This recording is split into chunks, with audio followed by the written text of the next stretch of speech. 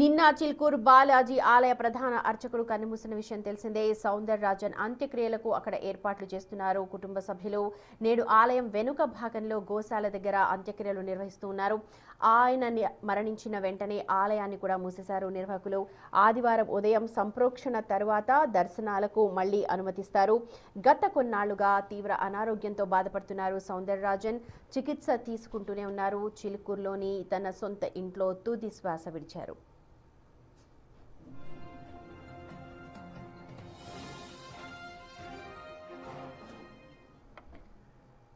తమిళనాడులోని చెన్నైకి చెందిన వెంకట రాఘవాచారి కోమలమ్మల దంపతులకు జన్మించిన సౌందరరాజన్ 10వ తరగతి వరకు అక్కడ చదివి ఆ తర్వాత హైదరాబాద్కు వచ్చారు. నగరంలోనే ఎంకామ్, ఎల్ఎల్బి కూడా పూర్తి చేశారు. ఉపాధ్యాయుడిగా ఉద్యోగ ప్రస్థానాన్ని ప్రారంభించిన ఆయన ఆ తర్వాత ఓయూలో ప్రొఫెసర్గా పనిచేశారు. 1988లో ఉస్మానియా రిజిస్ట్రార్గా పదవీ విరమణ పొందారు. అప్పటికే చిలుకూరు బాలాజీ ఆలయ నిర్వహణ బాధ్యతలను చేపట్టిన ఆయన పూర్తి సమయాన్ని గుడికే కేటాయిస్తూ ప్రత్యేకంగా గుర్తింపు తీసుకొచ్చుకున్నారు. ఆలయం ఎండోమెంట్ పరిధిలోకి వెళ్లకుండా తీవ్రంగా పోరాటం చేశారు. చిలుకూరు ఆలయంలో హుండీ లేకుండా చేశారు. భక్తులంతా సమానమే అంటూ ఎలాంటి విఐపి దర్శనాలకు కూడా అక్కడ ఛాన్స్ ఇవ్వలేదు. 2008లో ఆలయానికి స్వయం ప్రతిపత్తి హోదా తెచ్చేందుకు అప్పటి ప్రభుత్వాన్ని ఒప్పించారు. ఆలయ మేనేజింగ్ కమిటీని ఏర్పాటు చేయగా అప్పటి నుంచి ఆయనే చైర్మన్గా వ్యవహరిస్తూ వస్తున్నారు. 2018లో భార్య వసుమతి అనారోగ్యంతో మృతి చెందారు. ఆయనకు 3 కుమారులు కాగా రెండో కుమారుడు రంగరాజన్ ప్రస్తుతం ఆలయ అర్చకునిగా వ్యవహరిస్తూ ఉన్నారు.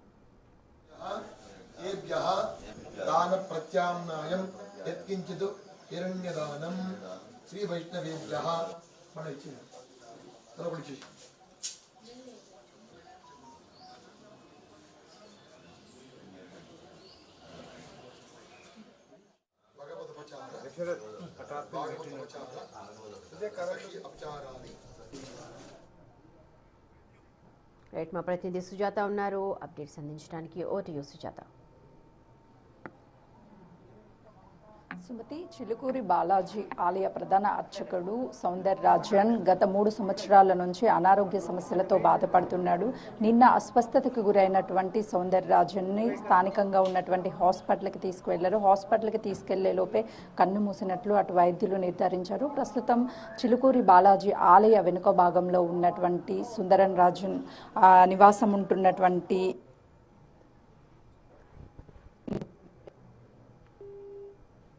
అంత్యక్రియలు పూర్తి చేస్తారు. అయితే ఇప్పటికే సౌందరరాజన్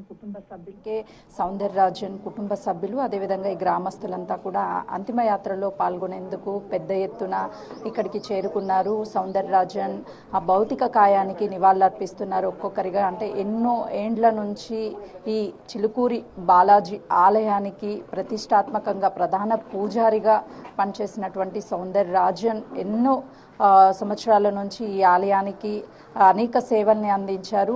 ఏ గుడికి లేనటువంటి విధంగా ఇక్కడ చిలుకూరి బాలాజీ ఆలయానికి ఒక ప్రత్యేక గుర్తింపుని తీసుకొచ్చారు. మనం సాధారణంగా ఆలయానికి వెళ్ళగానే క్యూలు కనిపిస్తాయి, విఐపి వివిఐపీలు అంటూ. అదేవిధంగా భక్తులు వేయడానికి హుండీలను కూడా ఏర్పాటు చేస్తూ ఉంటారు. కానీ ఈ ఆలయానికి ప్రత్యేకించి ఎలాంటి హుండీలు ఏర్పాటు చేయకుండా అప్పుడున్నటువంటి ప్రభుత్వానితో పోట్లాడి మరి ఈ ఆలయానికి ఒక ప్రత్యేక గుర్తింపుని తీసుకొచ్చారు. ఇక్కడ విఐపి వివిఐపి దర్శనాలంటూ ఏమీ ఉండవు. దేవుడు అందరికీ సమానమే, అందరికీ ఒకే రూపంలో దర్శనమిస్తాడు. దేవుడి దగ్గర ధనవంతులు పేదవాళ్ళంటూ ఎవ్వరూ ఉండరు, కులాలు కూడా వర్గీకరణ అంటూ ఏమీ ఉండదు అని నిరూపించినటువంటి వ్యక్తి సౌందరరాజన్ అని చెప్పవచ్చు. అయితే ప్రధానంగా ఈరోజు అంతిమ యాత్రలో పాల్గొనేందుకు ఊరు జనమంతా కూడా తరలి వచ్చారు. ఎన్నో సంవత్సరాల నుంచి పూజలు నిర్వహించి కుటుంబం కూడా ఇప్పుడు సౌందరరాజన్ రెండో కుమారుడు అర్చకుడిగా పనిచేస్తున్నాడు. ఈ ఆలయానికి సంబంధించి తరతరాలుగా వాళ్ళు ఈ గుడికి సేవలు అందిస్తూనే ఉంటాము, దేవుడి దగ్గర అందరూ సమానం అని చెప్పినటువంటి ఒక గొప్ప పూజారిగా ఈ ఊరు వాళ్ళంతా నమ్ముతూ ఉంటారు. అందుకే ఈరోజు పెద్ద ఎత్తున ఇక్కడికి చేరుకొని చివరిగా భౌతిక కాయానికి నివాళులర్పించడానికి భారీగా తరలి వస్తున్నటువంటి పరిస్థితి ఇక్కడ నెలకొందనే చెప్పుకోవచ్చు. మరికొద్ది సేపట్లోనే అంతిమ యాత్ర ద్వారా తన వీరికి పక్కనే ఉన్నటువంటి స్థలంలోనే ఈ అంత్యక్రియలు మొత్తం కూడా పూర్తి చేయనున్నారు. ఇప్పటికే అన్ని ఏర్పాట్లు చేశారు. వాళ్ళ కుటుంబ సభ్యులను కూడా వచ్చేటువంటి వాళ్ళు ప్రథమ పూజారులు అన్ని ఆలయాల్లోనూ వీళ్ళ కుటుంబాలకి సంబంధించినటువంటి వాళ్ళు పూజారులుగా పనిచేస్తున్నారు. వాళ్ళంతా ఒక్కొక్కరిగా ఇక్కడికి చేరుకొని ప్రత్యేక పూజలను కూడా నిర్వహిస్తున్నారు. ఎందుకనంటే వీళ్ళకి సంబంధించినటువంటి అంతిమ యాత్ర సౌందరరాజన్కి మరికొద్ది సేపట్లోనే పూర్తిగా ప్రారంభం కానున్నది. ఆలోపే వచ్చినటువంటి వాళ్ళందరూ కూడా నివాళులు అర్పించేందుకు భౌతిక కాయాన్ని ఆ సౌందరరాజన్ ఇంటి వద్దనే ఉంచి నివాళులు అర్పించేందుకు ప్రతి ఒక్కరికి కూడా అవకాశం కల్పిస్తున్నారు. మరోవైపు ఈ టెంపుల్కి సంబంధించి ప్రత్యేకించి ఎప్పుడైతే సౌందరరాజన్ ప్రధాన అర్చకుడిగా ఇక్కడికి వచ్చాడో ఆ తర్వాత ఈ ఊరితో పాటు ఆలయానికి కూడా ఒక ప్రత్యేక గుర్తింపు వచ్చిందనే చెప్పుకోవచ్చు. ఎండోమెంట్లో గత ప్రభుత్వాలు టెంపుల్ని చేర్చాలి అని అనేక ఒత్తిళ్లు తీసుకొచ్చినప్పటికీ ఈ ఆలయాన్ని ఎట్టి పరిస్థితుల్లోనూ ఎండోమెంట్లో చేర్చడానికి వీలు లేదు. ప్రతి ఒక్క భక్తులకి స్వయం ప్రతిపత్తికగా ఏర్పాటు చేసి దాంతోపాటు రన్ చేయడానికి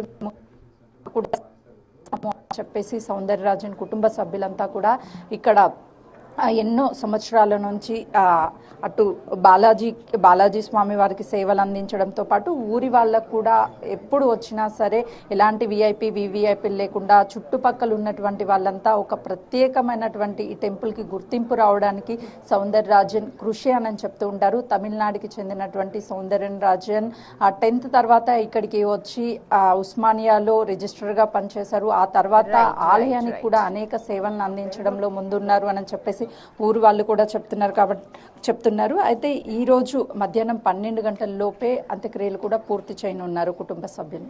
రైట్ సుజాత, సౌందరరాజన్ మృతి పట్ల తెలంగాణ గవర్నర్ జిష్ణుదేవ్ వర్మ అలాగే సీఎం రేవంత్ రెడ్డి ఇతర ప్రముఖులు కూడా తీవ్ర సంతాపం వ్యక్తం చేశారు.